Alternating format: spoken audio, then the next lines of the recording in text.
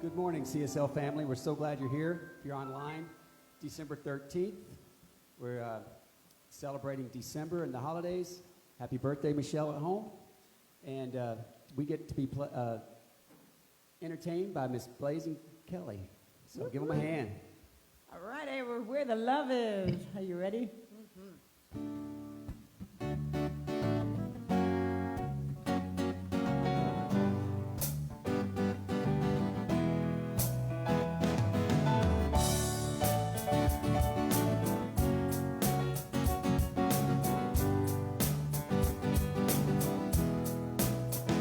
Have you ever lost your way? Have mercy, thinking about yesterday. Well, I was standing in the creek, singing songs that came out of the street. Well, and my heart was free as a breeze. Go where the love is. Go where the love is. Yeah, go where the love is, and you will be lost again. Long before you were broken, long before harsh words were spoken, yeah, there was nothing to rise above. Go where the love is, go where the love is, go where the love is, yeah, go where the love is, and you will be lost again, won't be lost again, my friend. Go right.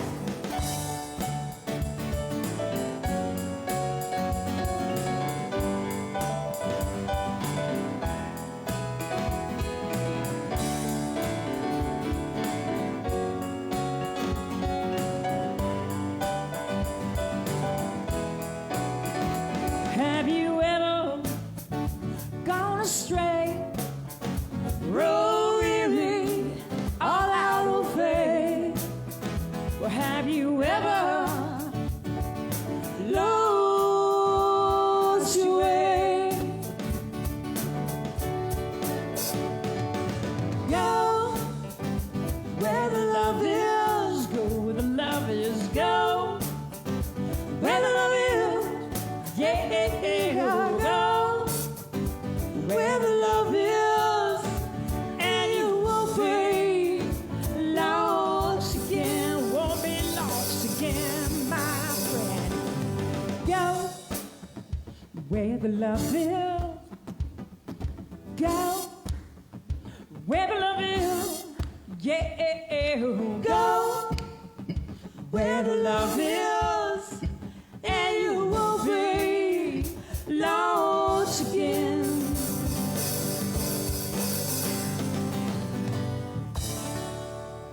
All right. Woo. Thank you.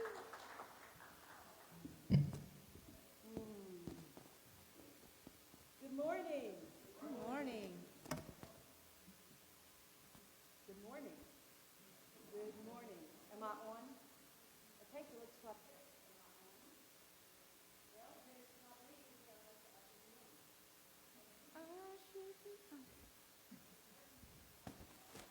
I hear something. Good morning. Good morning. Well, okay, here's the thing, guys. It helps to have the microphone up here.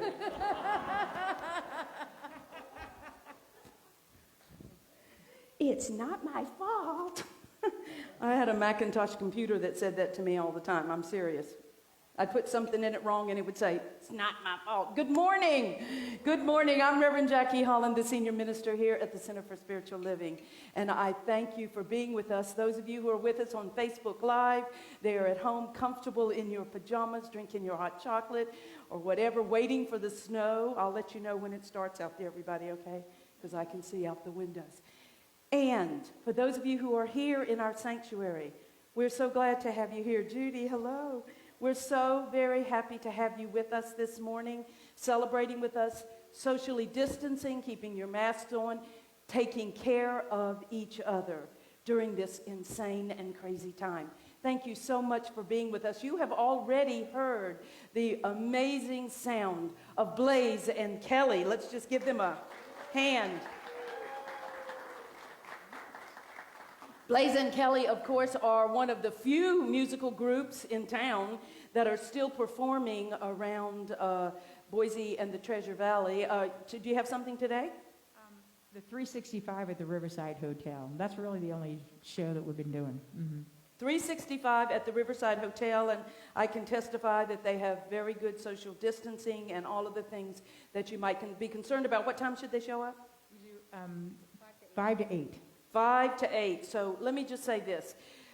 I'm not really very supportive of people going out and doing a lot of things, but I just really say that if you are comfortable, please do support any musician whenever they're working, because their gigs are few and far between right now, my friends. And please go to our Facebook page and click on our musicians' photos, and it will take you to their websites where you can learn all about them. Do support our musicians. And speaking of musicians, the magnificent, the incredible, the amazing Rex Miller. He was our musical director and, of course, guides all of us on the drums today. We have Mr. Phil Bowden. Yes. New father of a 4-legged puppy and a new grandfather as well. And we are so delighted to have Maria Blank back on the back making the sound. All of us sound good. Our camera person this morning is Miss Donna Sheedy. And our spiritual practices will be brought to us by our beloved practitioner, Miss Jo Johnson Hughes. Yes, let's just go ahead and give her a hand too. So let's just take a moment and move into this sacred place. Take a deep breath if you're comfortable. Being so grateful for those masks that are on your faces. And you know, they're starting to look beautiful. Have you noticed that? You've got to see Donna Sheedy's mask. She's got a little, is that a dog face or a bear face? It's a bear face on her little mask. We give thanks for this human-made thing called a mask that protects us and each other. So let's take a deep breath into our strong, amazing lungs, our healthy COVID-free bodies. And if you are feeling ill or perhaps do have any dis-ease of the body temple, just breathe into that and know that the power and the presence and the love of God is right there. And so this morning, we are honoring our Jewish brothers and sisters during this week of Hanukkah.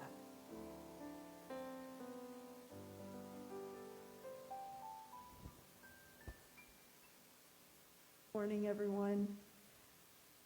Today I am going to be lighting the Shamus candle. This is in recognition and honoring our Jewish brothers and sisters who are celebrating Hanukkah at this time of year.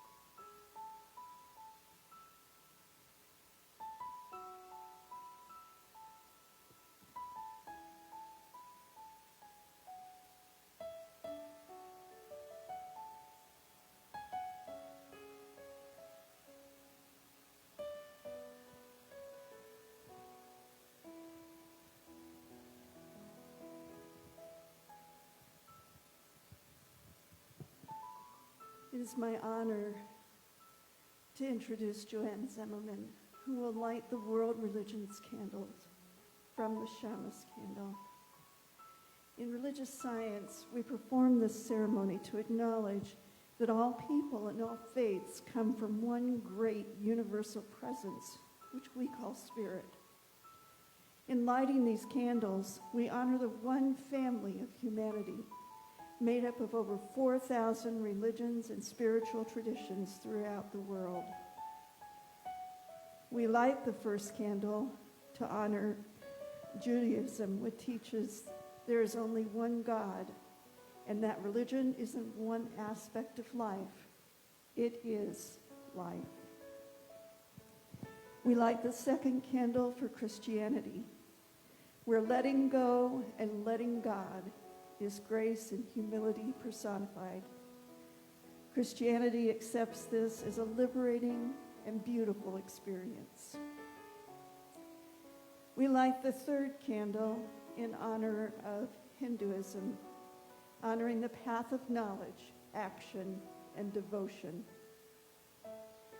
We light the fourth candle for Buddhism, the religion of those seeking to be awakened, and honors the four noble truths in the path of compassion. The fifth and final candle honors New Thought, encompassing metaphysics which transcends the physical and seeks a clear understanding of the realm of ideas and their legitimate expression. Let us quiet our minds and open our hearts to the spiritual message being sung by Blaze and Kelly.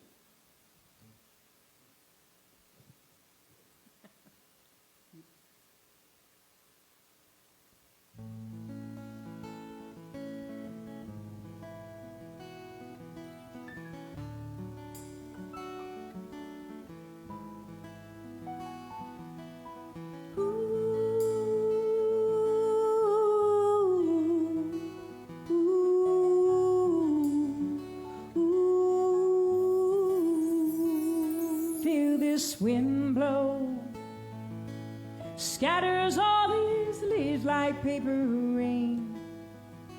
See these days roll back into our winter lives again. The tangle at the garden fence is brown and dry. You call me out to point to your November sky.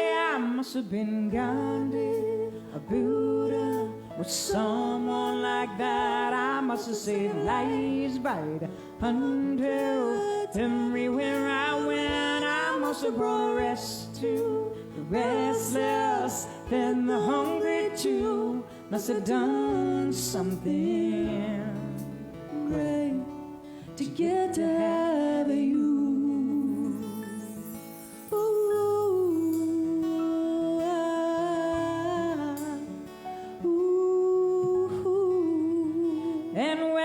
Cold comes and you are by your fire and fast asleep, I turn the light on, watch the snow outside fall soft and deep.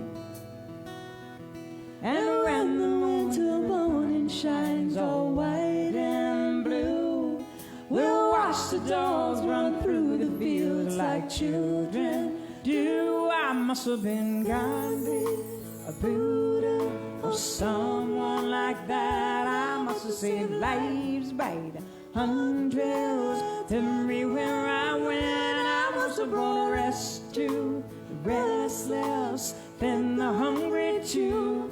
Must have done something great to get to have you.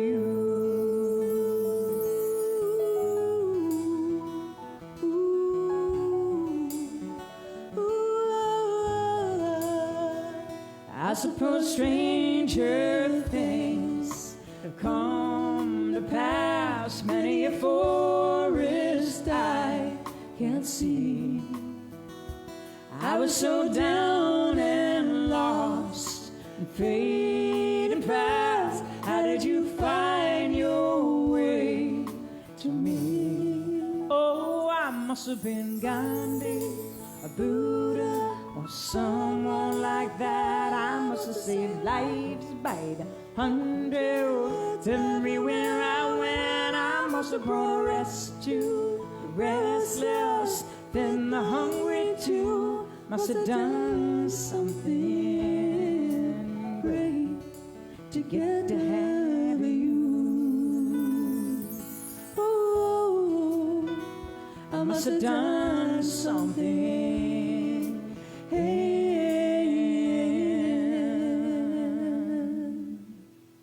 great.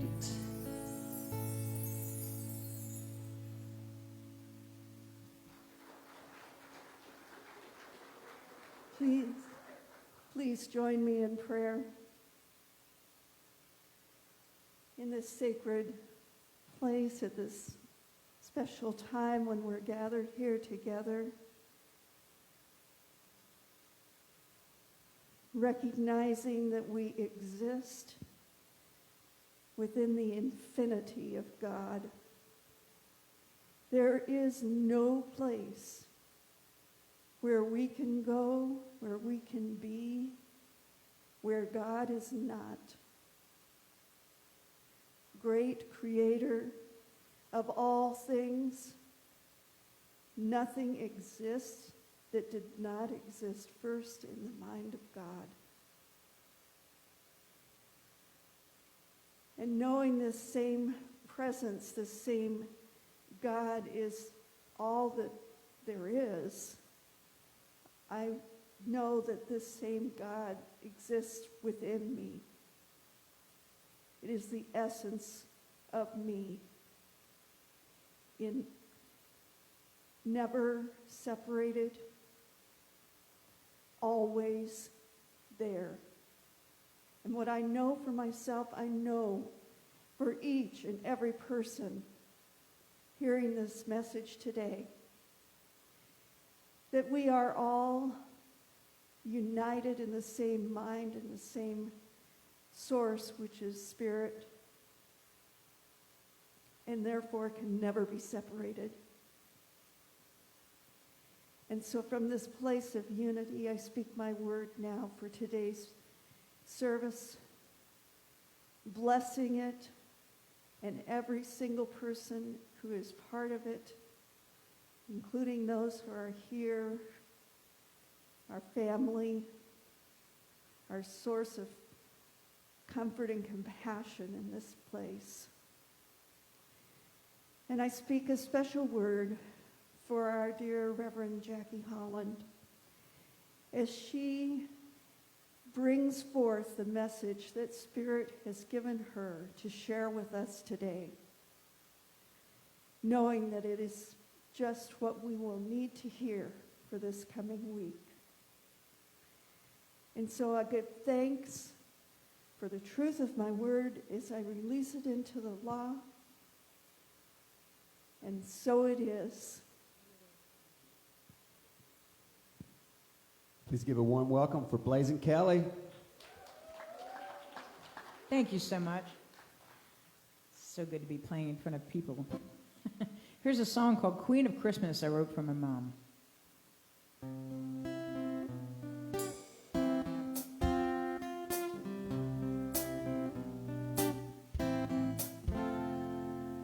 It's Christmas again, and I remember when all the presents were lined up by the tree. Candles burned and music played. Our house was filled with the smells of Mom's cooking for the family. And isn't that the way it's supposed to be? I've been in the air like a childhood memory. Isn't that what it's all about? The people that you love, that you just can't live without.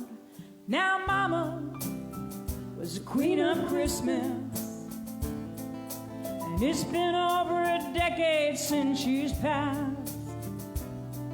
The holidays, they roll in so quickly. But the music and the smells take me back. And isn't that the way it's supposed to be? Excitement in the air, like a childhood memory. Isn't that what it's all about? The people that you love, that you just can't live without. You are not gone. Your love carries on, and I still feel you strong. All the people that you love, Christmas is a time for thinking of. You are not gone. All the people that you love, Christmas is a time for thinking of. I still feel you strong. All the people that you love, Christmas is a time for thinking of. Not gone. All the people that you love, Christmas is a time for thinking of.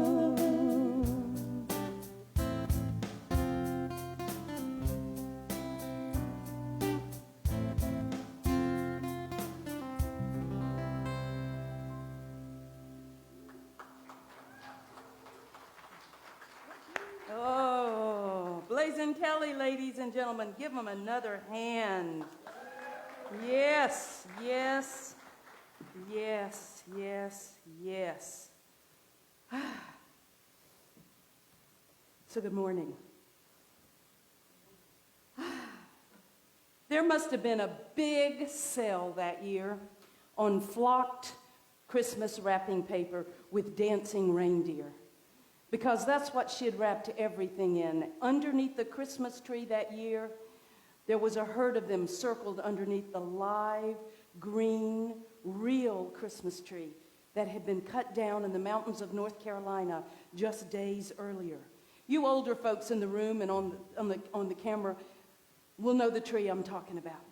You know, it was the one that was covered with that blown-on snow and that really cheap tinsel and those bubbly lights that were like a candle that drove you crazy with their flashing and their burning out. My grandmother had written our names on the presents.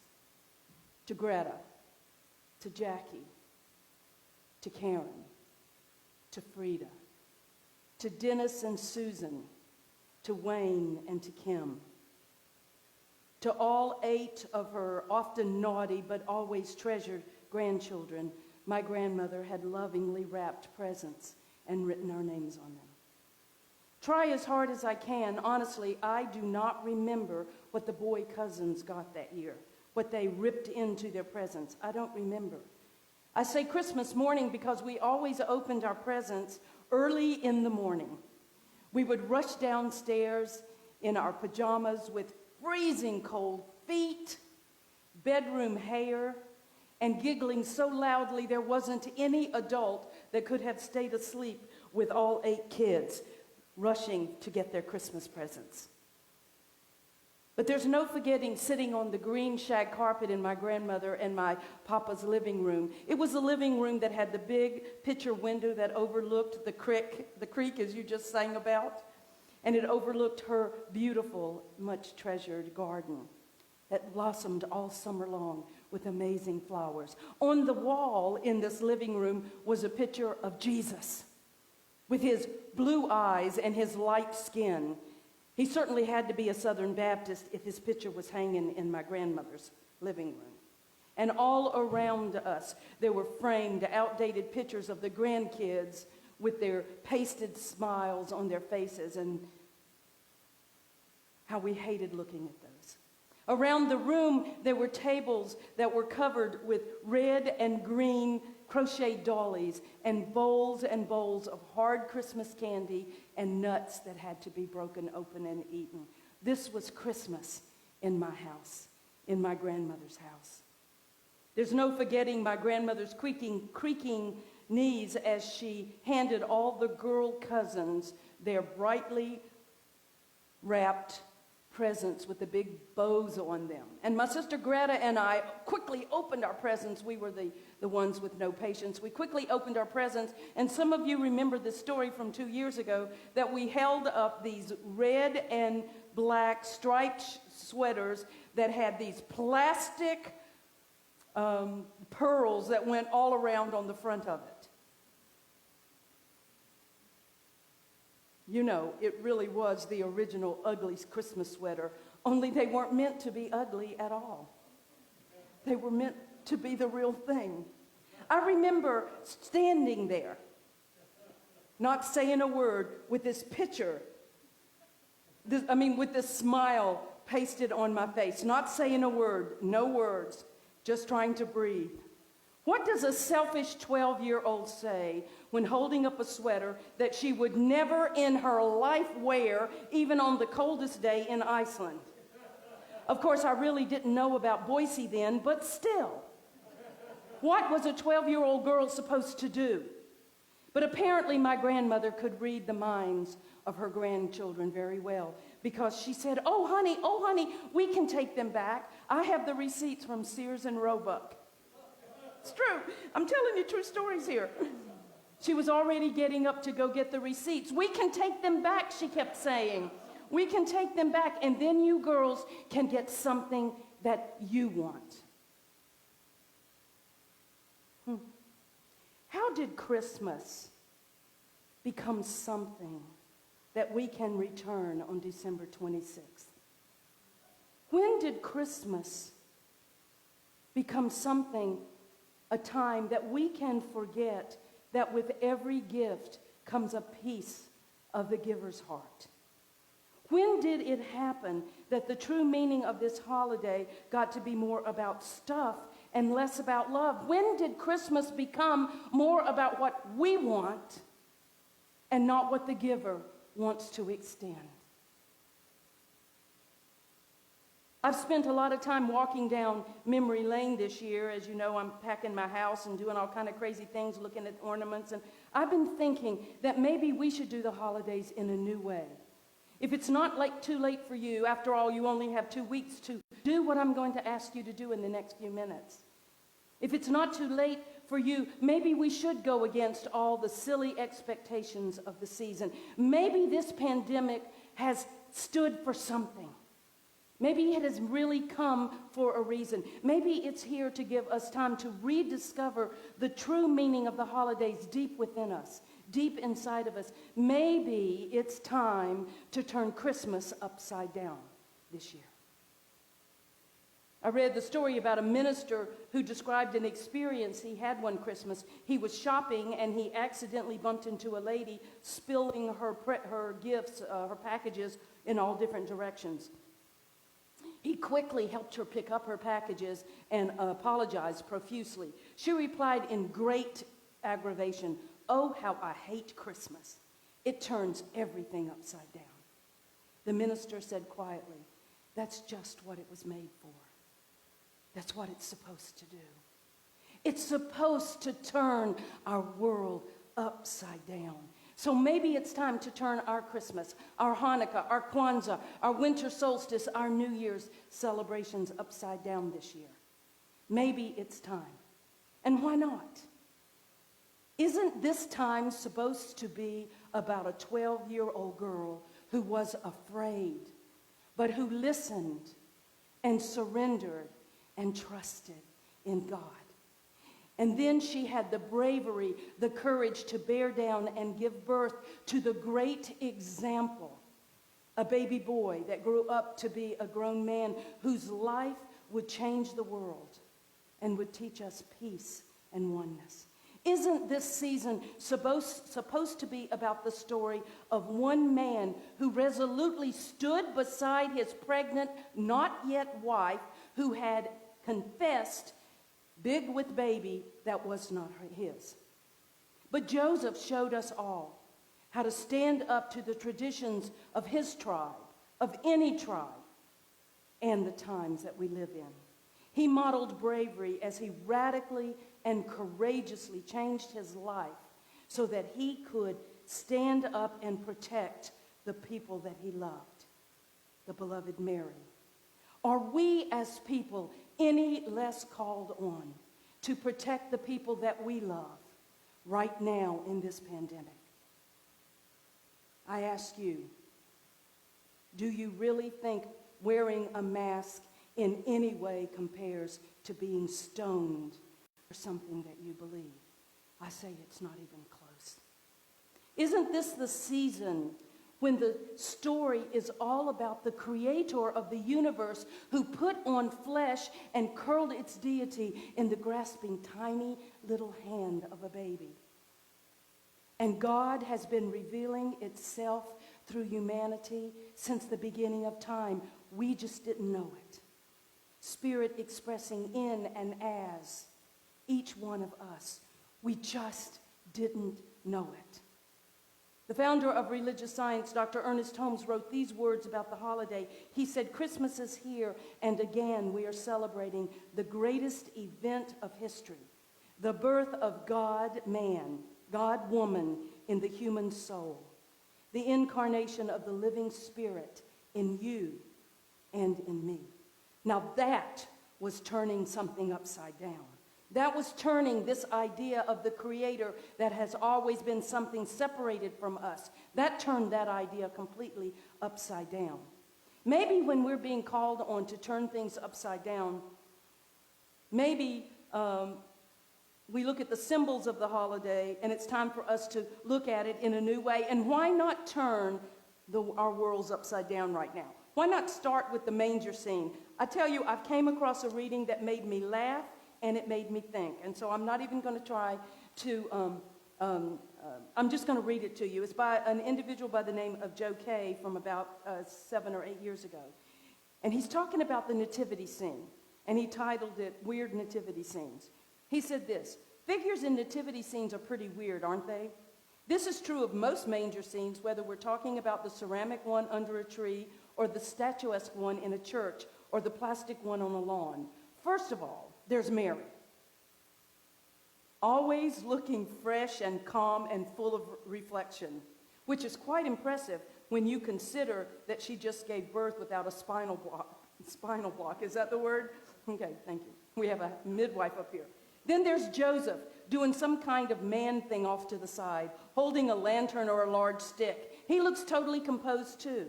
And then there's the baby Jesus with a head full of hair after only a few hours, wide open eyes and arms stretched out like he's ready to belt out a song. Not to ruin anybody's Christmas," Joe writes, "but what the heck? If our manger scenes were realistic, Mary would be recovering from a painful labor full of sweat and blood with the look on her face that's anything but serene. And Joseph, wouldn't he be a nervous wreck too? Wouldn't his hands be too shaky to hold a lantern? And what about that newborn? Shouldn't he be red-faced or something? Shouldn't he be screaming?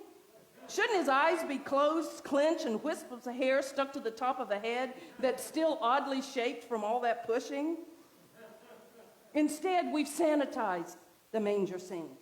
We've romanticized the manger scene. We've removed all the blood and sweat and tears and pain and goo, and it's no longer something real.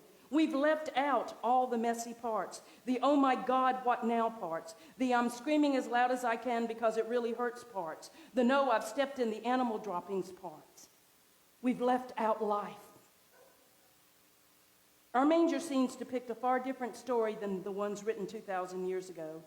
Those old stories tell of a young couple that had been disgraced by questions about the baby's father. The grand moment comes in a place nobody would choose to bring a baby into the world. A bunch of shepherds are the first to hear the story. Shepherds, dirty shepherds, among the lowest people in that society. Religious outcasts because they couldn't observe the purity rituals while they were working in the fields. And this baby grows into a man who hangs out with all the unsavory folks in his society, the ones that the religiously observant people call sinners, poor people, dirty people, rough people, all sorts of social and economic outcasts. He even turns fishermen, some of the roughest and lowest people in his world, into his closest friends and followers. That's what Christmas is all about, Charlie Brown. That's what Christmas is all about. It's not about a calm-faced mother and a lantern-toting dad with a perfect baby stretching out its arms to the world. It's about us as we really are, bleeding and screaming, lost and afraid, covered in goo and disgrace, aware of our many failings and falling short minutes, coming apart, often barely holding it together, unable to explain why we make such bad choices some of the time. And here's an idea, Joe says to us. Let's replace those plastic manger scene figures with something more real. With what? How about if we replace that manger scene with us, with you and me? Because really, we are the ones who should be there, because we are living this life. We are the ones who need to cozy up to the manger, because we need to know the Christ child and the Christ presence. It's time. Maybe we are being called on to turn everything we have ever believed about this holiday and its symbols upside down, end to end. Upend it and celebrate the birth of love in a new way. There is certainly time to do it right now. If not now, when? If not you, then who? Who is going to turn this world upside down? Because I'm telling you, people, very little, sadly, has changed in 200 years. The crushing gears of Herod-like forces can still tear families, friends, communities apart at Christmas. Soldiers still stalk our land, separating mothers from their babies at our borders. In the face of a global pandemic, the battle over truth, science, data, lockdowns, and whether or not masks work or don't work have disclosed gaping chasms of division among people here in this country and around the world. Fractured race relations have taken to the streets, erupted in our streets, and pain runs deep. Politicians, just like in the time of Jesus' birth, continue to deny their part in the unfolding tragic events that are right in front of us. Rabid materialism and individualism have turned our world topsy-turvy with confusion and anger. And fear and death hunt hard through every home to steal the real meaning of this holiday. We are exhausted and bruised. 2020 has been a rough year, no matter where you stand. Those with money are bored and don't have any place to go. Those who have been struggling in the past are struggling so much more now. Families are separated, touch is rare, kisses are a thing of the past. Okay, at least for me. Maybe not for you. Maybe not for you. Our politics are paralyzing. We are frightened. Our trust in our institutions has crumbled, and many, many of us are angry. All of us are feeling less secure. The pandemic, the COVID-19 maps, the unemployment numbers, all are turning our world upside down right now. We can connect through our screens, but we're living alone. Life is hard for so many, especially for our family and friends of color and minorities.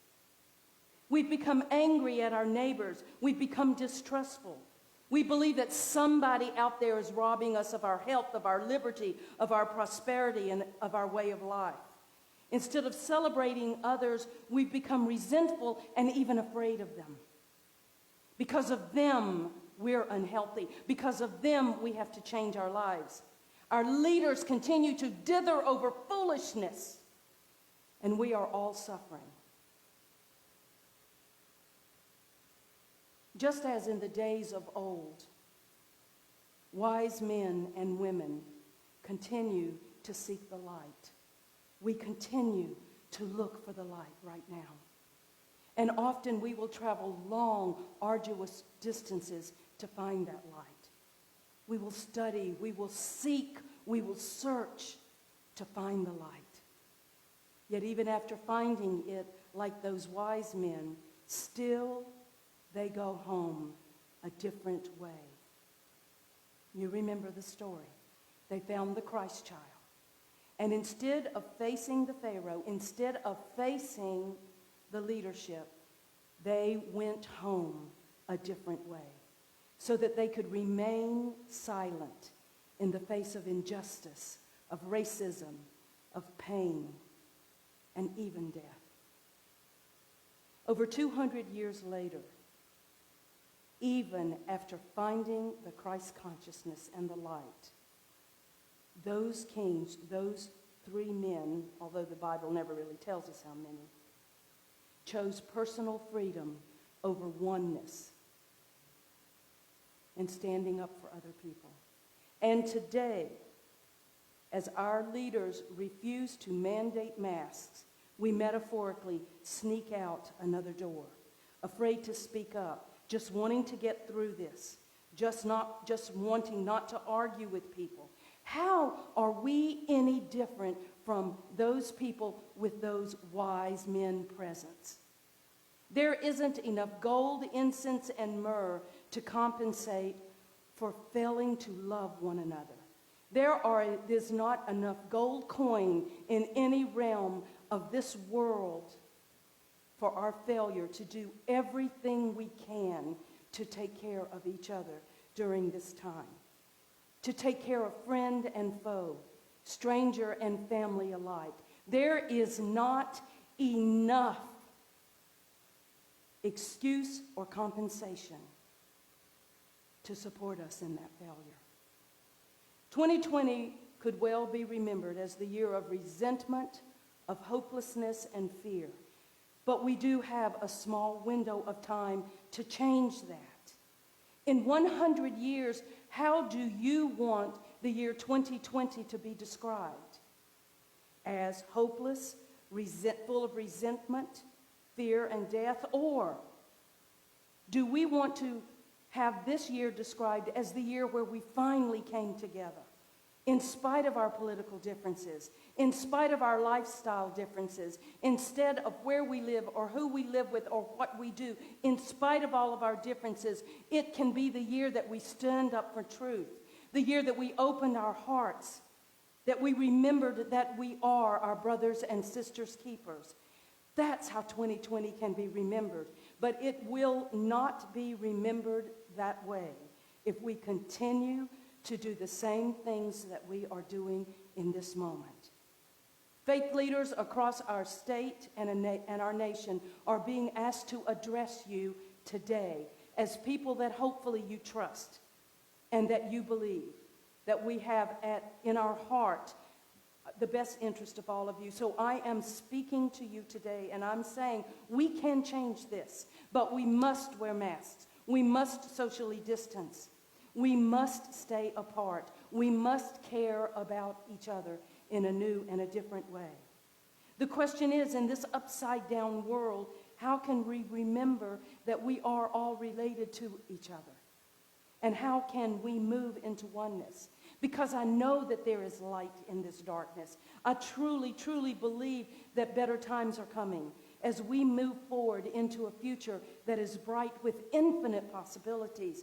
But we have to believe in it. And we have to step out. We can no longer hide and go out a different door so that we don't have to face the realities of the world we are living in. The vaccine is soon to be here, but it's months away for most of us. You know the numbers. I don't have to repeat them to you up here. You know the deaths, the number of cases around our world. I am asking all of us to remember, if you don't believe in wearing a mask, do it for your brothers and sisters in this world. Do it for someone else. Find the bravery to do what you don't want to do. Find the courage to stand up for what is right. You know, I often think about that long ago Christmas and that 12-year-old brash, selfish girl. I could still remember my grandmother's gravelly voice that bright Christmas morning, the way her heart seemed like it was caught in her throat. Even now, I remember the way she turned away looking for those receipts, probably with tears in her eyes. She had been so proud of those sweaters. She and my papa had picked apples all fall, red, delicious apples, I'll never forget them, and then driven from Asheville to Fayetteville to sell those apples off the back of their pickup truck so that they could have money to buy those presents. Even now, it breaks my heart to remember my insensitivity. I wish I had been brave then.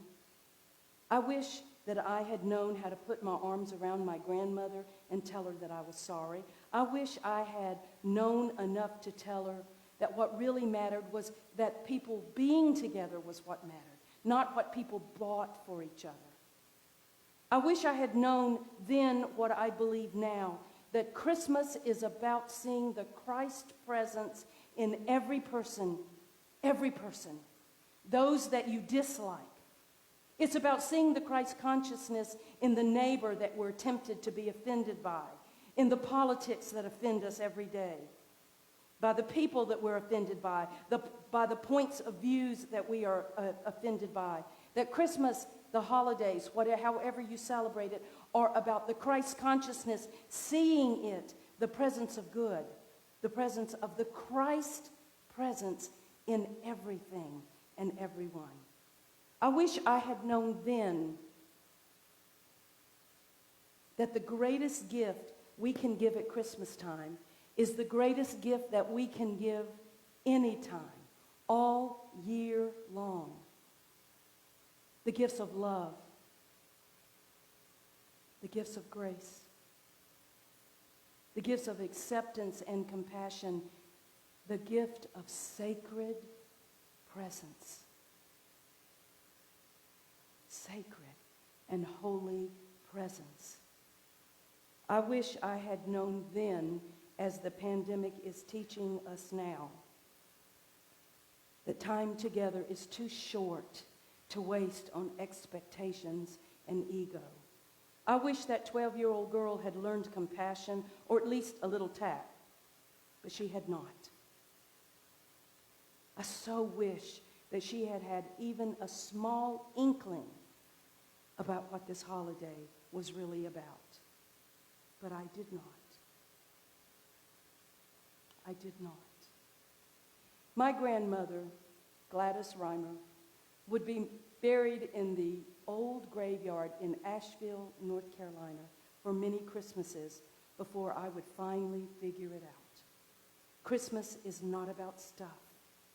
Christmas is about the love of spirit, the love we have to give to each other. It's about grace and giving. It's about acceptance and understanding. It's about gratitude and faith.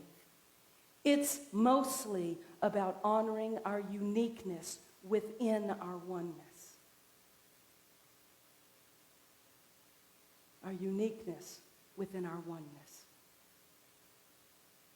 Maybe we weren't brave enough when we were kids to live a life of love and integrity and truth. Maybe we just didn't know how. But we could be brave now. We could all give grace and love. We could all speak up and take a stand for truth and justice. We could all light a candle in the darkness. We could act justly, love mercy, and walk humbly with our God. We could be the kind of brave that turns everything upside down so that we could turn it right side up and create a world that works for everybody. For everybody. Even now I can hear my grandmother, Reimer's sweet little voice as she reminds us that it's never too late, Jackie. It's never too late. It's never too late to create this spiritual holiday in a new, more meaningful and courageous way. We can be brave enough to start right now. Right now. We can start this Christmas, this Kwanzaa, this Hanukkah. We can start this day, this moment. we can be brave enough to do this. We can be brave enough to create a world of people of love, compassion, generosity, and acceptance. Won't you join me right now? Merry Christmas, my beloveds. Take a deep breath with me. Take a deep breath with me. And let's just move within.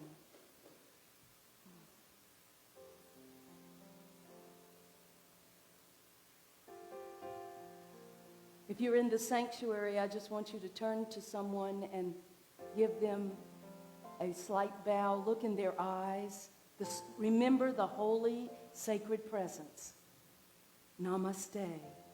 Look in the camera, those of you who are at home right now. Look into your camera. Namaste. I salute the love and the Christ consciousness within you. And let us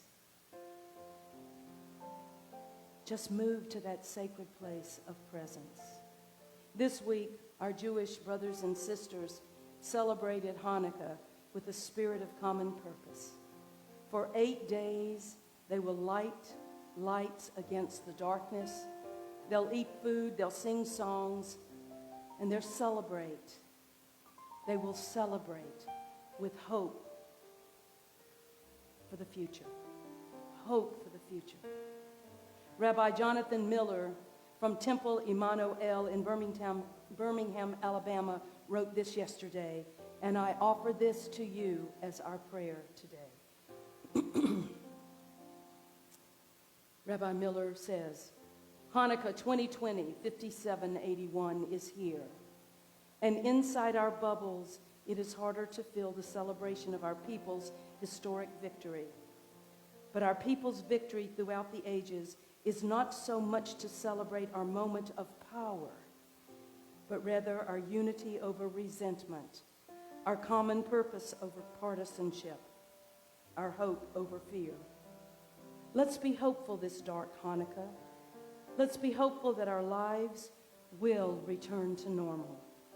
Let's be hopeful that our resentments will abate. And let's be hopeful that our joys will overcome our sorrows. Let's be hopeful that our faith in God and each other will help us overcome the darkness and the loneliness that we may feel today. We are one people. We are one nation. We are one world. Let that be the message we promote this Hanukkah season. Better times are coming. That is the true miracle of Hanukkah. Better times are coming, and we will come together in unity. Because, my beloveds, there is no other way forward. And so in the name and the nature and that which is love itself, we say thank you, God. Thank you, Spirit. Thank you, life. Thank you, living, loving God Almighty, that woke us up this morning and said, my beloved, welcome to a new day, a new world that you can create. That the love of this season reside in the hearts of people everywhere. We call for calmness. We call for courage. We call for strength. And we say, thank you, Spirit, as we know and believe that divine right action is taking place right now all around our world. Thank you, God. Thank you, infinite Spirit. And we let it be so. And so it is. Amen. Amen. Amen.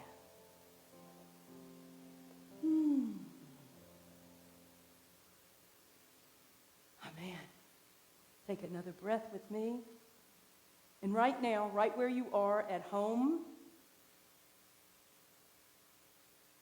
or here in the sanctuary, I want you to bring to your mind's eye your favorite Christmas memory, your favorite Hanukkah memory, your favorite pagan celebration memory. You know, I told you a story that could sound very sad, really, didn't I? But that was one of my favorite Christmases in my whole life. Flocked Christmas present. I want you to bring that to your mind's eye right now, right now. And now I want you to connect your heart to that memory. And say, thank you. Thank you. Thank you. Thank you. So once again, what an honor it is to have you with us.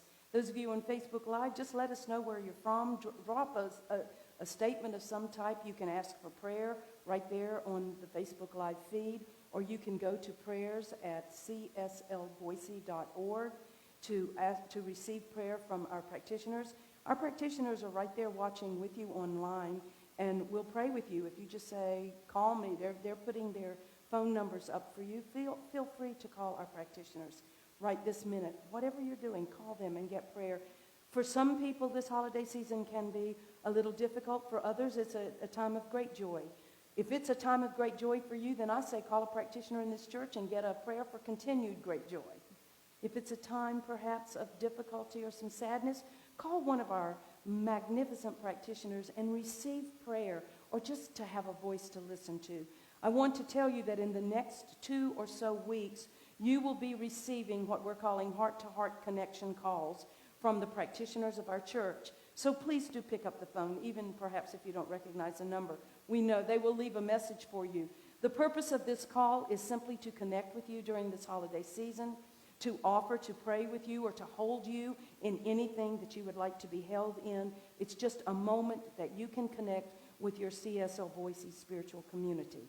It's not about business. It's not about anything. It's simply about shedding love, spreading love, and letting you know that we are thinking about you. So if we don't have your phone number, please just go to office@cslboise.org, office@cslboise.org, and let us know your phone number and your email address, and we will update our database. Also, I want to tell you this. We're doing the holidays differently this year. We will be doing our candle lighting service. We are still open right now for assembly worship unless that changes. I don't expect it to, but we'll keep you posted on that. But we suspect that very many of you will like to do your candle lighting service from the comfort and the security of your own home. And we want to assist you in doing that. Beginning this Wednesday, that's the 16th, is that correct? Beginning this Wednesday, on the front porch of the church, there's going to be a red and green large basket, and in that basket will be envelopes that will contain a candle lighting candle for you, as well as some other goodies and a message from the Center for Spiritual Living. Drive by in your own time, pick up one or as many as you want to your family to participate with you, and join us on Facebook Live at 6:30 on Christmas Eve, 6:30 to 7:30. Again, we will be in the sanctuary, but we will also be doing it on Facebook Live. We are attempting to continue to do our regular rituals with you, and to that end, we will be doing our special burning bowl ceremony on the last Sunday of this month of December, and we're asking you once again, if you're uncomfortable coming in and worshiping with us, that you again write to office@cslboise.org and tell us what you would like to release, what you want to leave in 2020. Perhaps it's fear, maybe it's some weight, maybe it's illness. I don't know what you want to leave here, but whatever it is that you want to release, write it to office@cslboise.org, and we will write it on a slip of flash paper. Each of you will have your own flash paper, and we will burn it in our burning bowl for you. And of course, you can participate at home with your own burning bowl, but you can also give us the honor of burning it here in the church. So please keep up with everything that we are doing through our e-blast, and again, let us know how you're doing.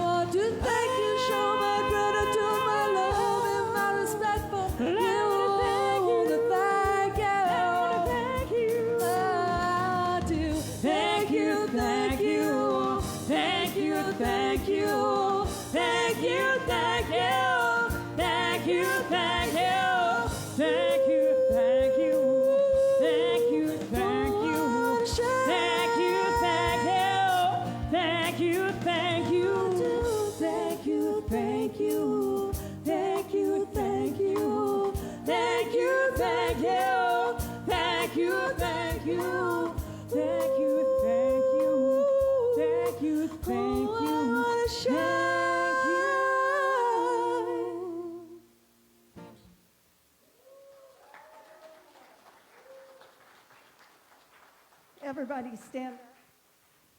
Everybody stand up with me. Please. I just bless you all, and I encourage you to go out and share your light with everyone you meet. May you have a blessed week. And so it is.